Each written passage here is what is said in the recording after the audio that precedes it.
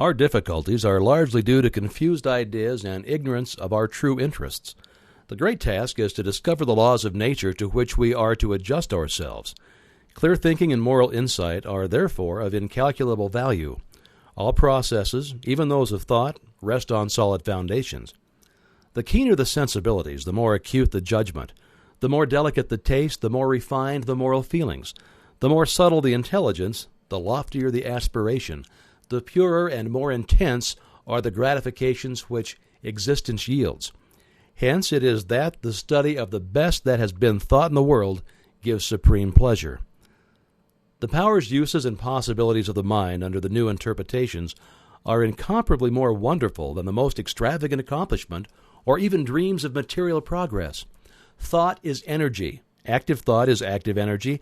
Concentrated thought is a concentrated energy. Thought concentrated on a definite purpose becomes power. This is the power which is being used by those who do not believe in the virtue of poverty or the beauty of self-denial. They perceive that this is the talk of weaklings.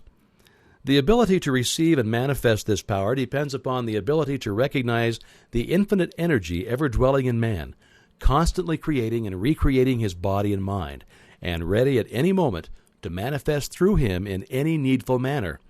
In exact proportion to the recognition of this truth will be the manifestation in the outer life of the individual. Chapter 2. The operations of the mind are produced by two parallel modes of activity, the one conscious and the other subconscious. Professor Davidson says, quote, "He who thinks to illuminate the whole range of mental action by the light of his own consciousness is not unlike the one who should go about to illuminate the universe with a rushlight." End quote. The subconscious logical processes are carried on with a certainty and regularity which would be impossible if there existed the possibility of error. Our mind is so designed that it prepares for us the most important foundations of cognition, whilst we have not the slightest apprehension of the modus operandi. The subconscious soul, like a benevolent stranger, works and makes provisions for our benefit, pouring only the mature fruit into our lap. Thus, ultimate analysis of thought processes shows that the subconscious is the theater of the most important mental phenomena. It is through the subconscious that Shakespeare must have perceived, without effort, great truths which are hidden from the conscious mind of the student, that Phidias fashioned marble and bronze, that Raphael painted Madonnas, and Beethoven composed symphonies. Ease and perfection depend entirely upon the degree in which we cease to depend upon the consciousness. Playing the piano, skating, operating the typewriter, the skilled trades depend for their perfect execution on the process of the subconscious mind. The marvel of playing a brilliant piece on the piano, while at the same time conducting a vigorous conversation, shows the greatness of our subconscious powers. We are all aware how dependent we are upon the subconscious, and the greater, the nobler, the more brilliant our thoughts are, the more it is obvious to ourselves that the origin lies beyond our ken. We find ourselves endowed with tact, instinct, sense of the beautiful in art, music, or whose origin or dwelling place we are wholly unconscious. The values of the subconscious is enormous. It inspires us. It warns us. It furnishes us with names, facts, and scenes from the storehouse of memory. It directs our thoughts, tastes, and accomplishments, and our tasks so intricate that no conscious mind, even if it had the power, has the capacity for. We can walk at will. We can raise the arm whenever we choose to do so. We can give our attention through eye or ear to any subject at pleasure. On the other hand, we cannot stop our heartbeats, nor the circulation of the blood, nor the growth of the stature, nor the formation of nerve and muscle tissue, nor the building of the bones, nor many other important vital processes. If we compare these two sets of action, the one decreed by the will of the moment and the other proceeding in majestic, rhythmic course, subject to no vacillation, but constant at every moment, we stand in awe of the latter, and we ask to have the mystery explained. We see at once that these are the vital processes of our physical life, and we cannot avoid the inference that these all-important functions are designedly withdrawn from the domain of our outward will, with its variations and transitions, and placed under the direction of a permanent and dependable power within us. Of these two powers, the outward and changeable has been termed the conscious mind, or the objective mind, dealing with outward objects. The interior power is called the subconscious mind or the subjective mind, and besides its work on the mental plane, it controls the regular functions which make physical life possible.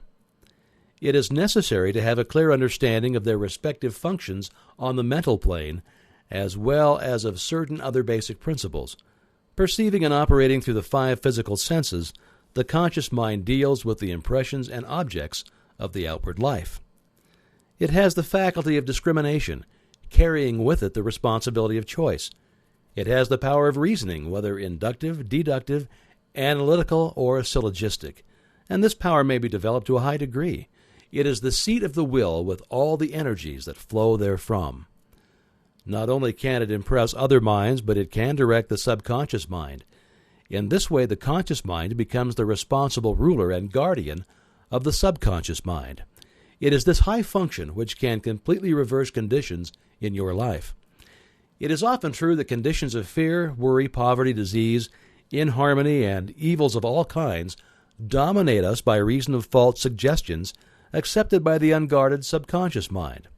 All this the trained conscious mind can entirely prevent by its vigilant, protective action. It may properly be called the watchman at the gate of the great subconscious domain. One writer has expressed the chief distinction between the 2 phases of mind thus, quote, "Conscious mind is reasoning will. Subconscious mind is instinctive desire, the result of past reasoning will." End quote. The subconscious mind draws just and accurate inferences from premises furnished from outside sources. Where the premise is true, the subconscious mind reaches a faultless conclusion. But where the premise or suggestion is an error, the whole structure falls. The subconscious mind does not engage in the process of proving. It relies upon the conscious mind, the watchman at the gate, to guard it from the mistaken impressions. Receiving any suggestion as true, the subconscious mind at once proceeds to act thereon in the whole domain of its tremendous field of work. The conscious mind can suggest either truth or error. If the latter, it is at the cost of wide-reaching peril to the whole being. The conscious mind ought to be on duty during every waking hour.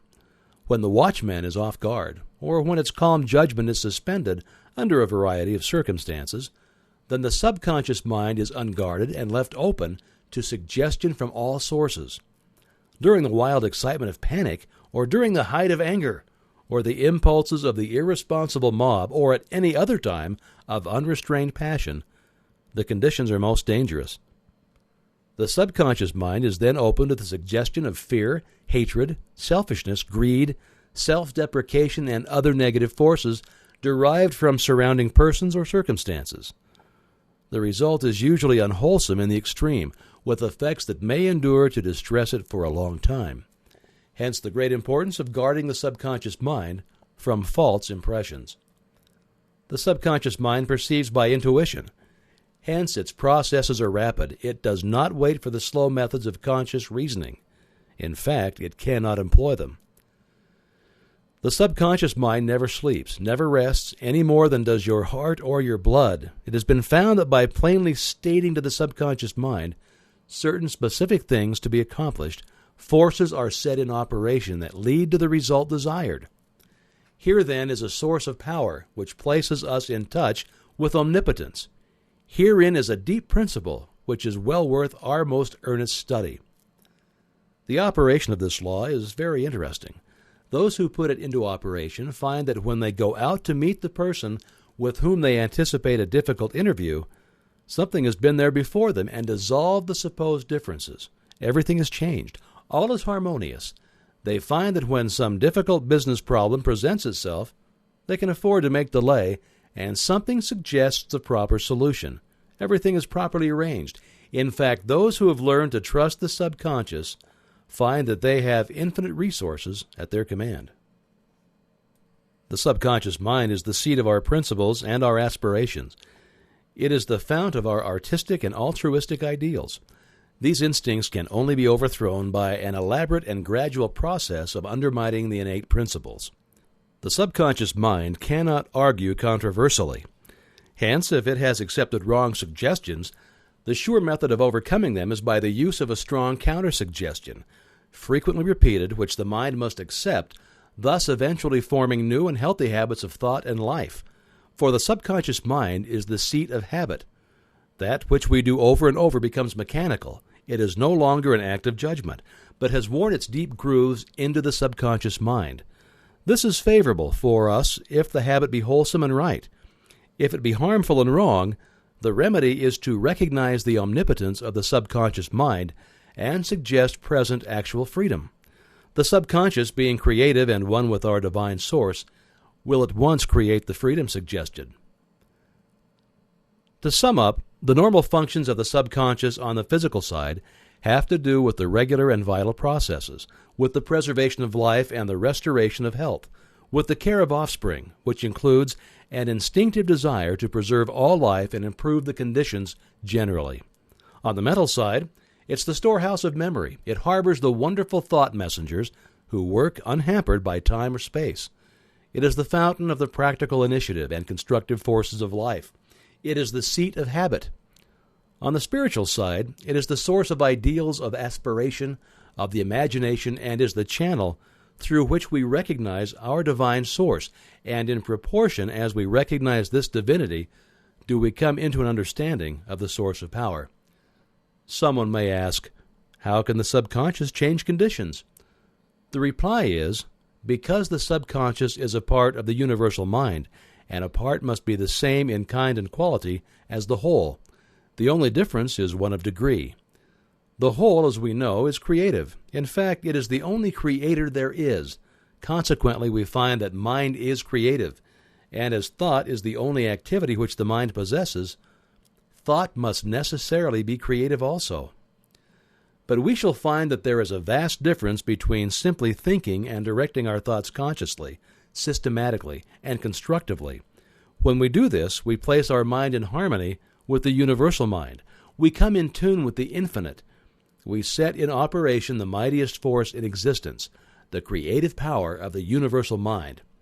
This, as in everything else, is governed by natural law, and this law is the law of attraction, which is that mind is creative and will automatically correlate with its object and bring it into manifestation.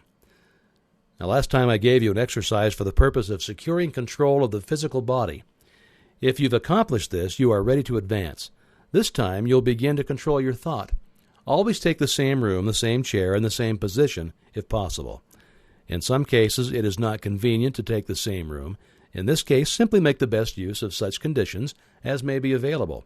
Now be perfectly still as before, but inhibit all thought.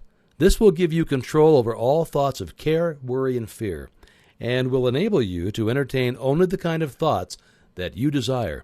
Continue this exercise until you gain complete mastery. You'll not be able to do this for more than a few moments at a time, but the exercise is valuable because it will be a very practical demonstration of the great number of thoughts which are constantly trying to gain access into your mental world. Next time you'll receive instructions for an exercise which may be a little more interesting, but it is necessary that you master this one first.